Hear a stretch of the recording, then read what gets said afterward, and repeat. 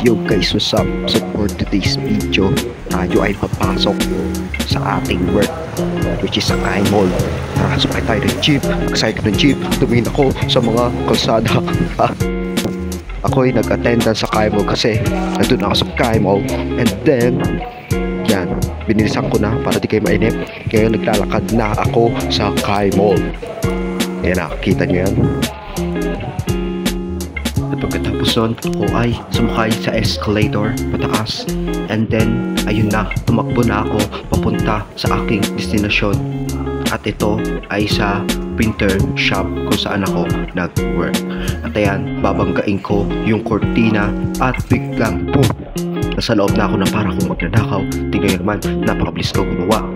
Kaya ako sa'yo, mag-rollo ka na ng mga power-up na pinat namin kasi sa Kai Mall may tulo dyan. Joke lang. Ayan na, inayos ko na yung sales machine. At kitang kita nyo naman, napaka-lupit ko mag-ayos. Tignan nyo yan, dako plastic ha. Ayan na, nilalagay ko yan kung ano man yan. After nyan, ako'y lumabas at pumulit maya-maya dahil ako'y may kinuwang tarpaulin, di ba? Expected ko na yan eh. Tapos ayan o, tingnan nyo yan. Napaka-sipag ko dyan. Pero tama talaga ako kasi tingnan nyo naman, itong video na to ay 2023 nung October.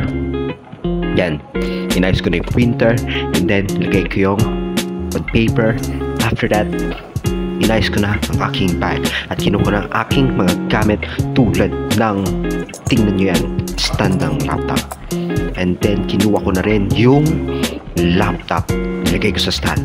And then kinuha ko na ibang peripherals tulad ng keyboard and mouse or keyboard and mouse at ang wire kung saan ko siya sinasasak. And then tingnan nyo, napakalupit nito kasi isang ko lang setup na agad. Ganyan ang laptop ko guys. Ayan na, yun na nga, inopen ko na yung printer. Ayan, nag-open na siya at nabot ko na rin yung electric fan kasi ako ininitan at pinunasan ko ng mga state at nagprint na rin ako kasi may customer kami. Napakabilis ang pangyayari. Tapos yan, nagtakad ako at kumuha ko ng ice cream kay ate at nagtanong siya kung pwede ko print ang tarp. Tapos yan, inatgat ko siya. Tapos ayan na, iba na, ang dami naman naganap. Ayan, kumain ako ng lugaw. Kumain ng lugaw, nag-edit ako ng some picture reels. Ayan, tignan nyo yan, no? Si Mark ko yan. At di ko yan kilala. Tignan nyo naman yung timeline. Ayan na. After nyan, nag-edit na ako kasi sarado na ako. Ayun lang ginawa ko sa buong araw. Tula ako talagang ginawa dahil ako'y walang kwenta. Joke lang. Ayan na, pinapagulog ng bubble wrap. Ayan na, para hindi siya mataluan at hindi mabasa tulad nangyari dati kasi napasa at naputos ang kanilang aircon machine. Ayan na, o diba, sarado na siya. Tapos ayan na, tumakbo na ako kasi ako'y tatay na. Kaya nasa labas na ako at tingnan 3, 2, 1, chula. Namula ako, kawawa naman ako.